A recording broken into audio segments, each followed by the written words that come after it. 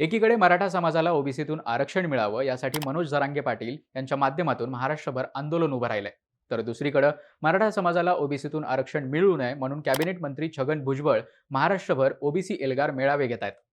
त्यामुळे महाराष्ट्रातील राजकीय आणि सामाजिक वातावरण ढवळून निघालंय. आरक्षणाच्या मुद्द्यावर सरकारवर दोन्ही समाजाकडून दबाव वाढतोय. मराठ्यांना आरक्षण देण्यासाठी सरकार सध्या दोन पातळीवर काम करतंय. एक म्हणजे शिंदे समितीच्या मार्फत ज्या मराठ्यांचे कुणबी दाखले सापडलेत त्यांना ओबीसीतून आरक्षण दिलं जाते. तर दुसरीकडे मराठा समाजाचे सामाजिक आणि शैक्षणिक मागासलेपण सिद्ध करण्यासाठी मागासवर्ग आयोगाला नव्यानं सर्वेक्षण करण्याच्या सूचना देण्यात आल्या. यावरून महाराष्ट्र सरकार मराठा आरक्षणासंदर्भात नव्यानं कायदा करण्याची तयारी करते असं दिसतंय. पण ज्या मागासवर्ग आयोगावर मराठ्यांचे मागासलेपण सिद्ध करण्याची जबाबदारी आहे तिथेच सध्या बराच गोंधळ सुरू आहे. मागासवर्ग आयोगाच्या अध्यक्षांसह आतापर्यंत 5 ते 6 सदस्यांनी राजीनामे दिलेत.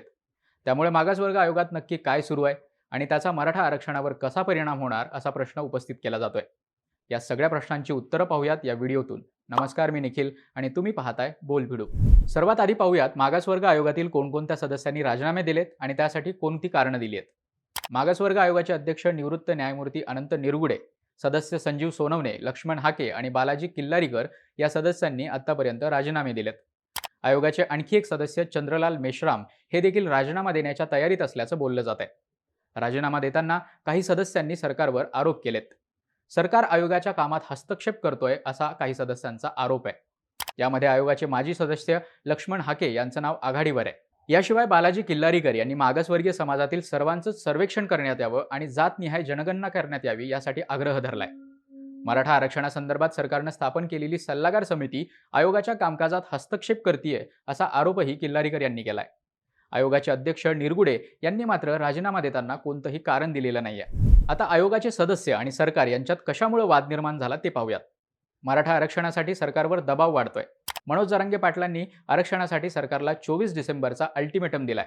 त्यामुळे सरकार मराठ्यांना आरक्षण देण्यासाठी घाई करत असल्याचा त्यांच्यावर आरोप होतोय.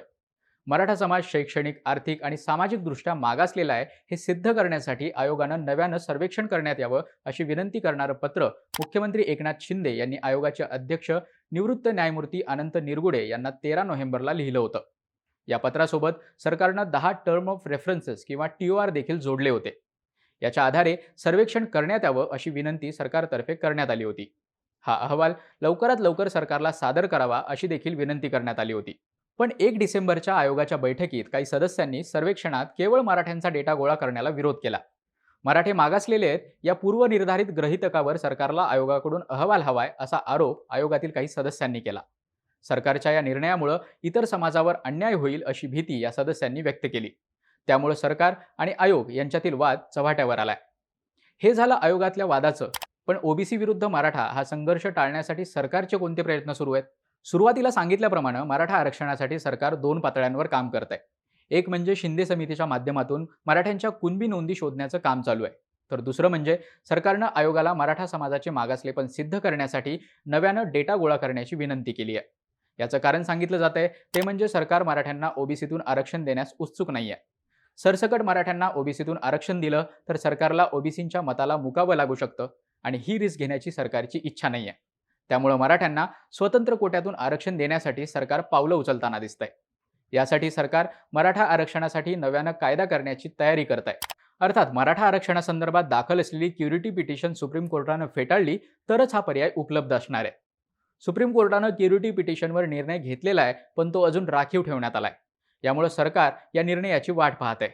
याचिका फेटाळली गेली तर सरकारला पुन्हा नव्यानं कायदा करून मराठ्यांना आरक्षण देता येईल. याउलट जर कोर्टानं पिटिशन स्वीकारली आणि त्यावर नव्यानं सुनावणी घेण्याची तयारी दाखवली तर अशावेळी महत्त्वाचा ठरतो तो मागासवर्ग आयोगाचा अहवाल.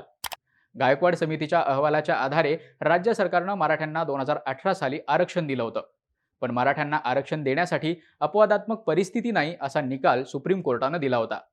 यावेळी सरकार पुन्हा नव्यानं काही मुद्दे कोर्टात मांडू शकतं. यासाठी राज्य सरकारला मदत मिळणार आहे ती 105व्या घटनादुरुस्तीची. या घटनादुरुस्तीमुळे राज्य सरकारला स्वतःची ओबीसी यादी ठेवण्याचा किंवा वेगळा प्रवर्ग करून आरक्षण देण्याचा अधिकार परत मिळालाय. 102व्या घटनादुरुस्तीनं तो काढून घेण्यात आला होता. त्यामुळे राज्य सरकार स्वतंत्र कोट्यातून मराठा आरक्षणासाठी पुढाकार घेतोय. त्यासाठी मराठा समाजाचं नव्यानं सर्वेक्षण करणं महत्त्वाचं आहे. पण आयोगाच्या काही सदस्यांनी फक्त मराठा समाजाचं सर्वेक्षण करण्यास नकार दिलाय. यातला दुसरा मुद्दा म्हणजे मागासवर्ग आयोग फक्त राजकीय भूमिकेतून विरोध करताय असा आरोप. काही सदस्यांनी सर्वेक्षणाला विरोध करण्यामागे राजकीय भूमिका असल्याचं देखील बोललं जाते. याचं कारण म्हणजे आयोगातील बरेच सदस्य हे महाविकास आघाडीच्या काळात नियुक्त केलेले आहेत. त्यांचा 3 वर्षाचा कार्यकाळ आता संपत आलेला आहे. त्यामुळे आपलं पुनर्वसन होत नाही तोपर्यंत अशी वक्तव्य करून चर्चेत राहण्याचा या सदस्यांचा प्रयत्न दिसतोय.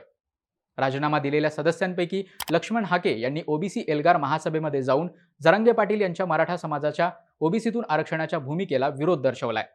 हाके शिवसेना उद्धव बाळासाहेब ठाकरे गटाचे प्रवक्ते देखील आहेत. त्याआधी ते महादेव जानकर यांच्या रासप पक्षाशी जोडलेले होते. आयोगाचे आणखी एक सदस्य किल्लारीकर हे पेशानं वकील आहेत. आयोगाच्या सदस्यपदाचा राजीनामा दिल्यानंतर त्यांनी शरद पवारांची भेट घेतली होती. त्यांच्या भेटीच्या राजकीय वर्तुळात चर्चा रंगल्या होत्या. त्यामुळे या राजीनाम्यांना राजकीय अंग देखील असल्याच्या चर्चा होत आहेत.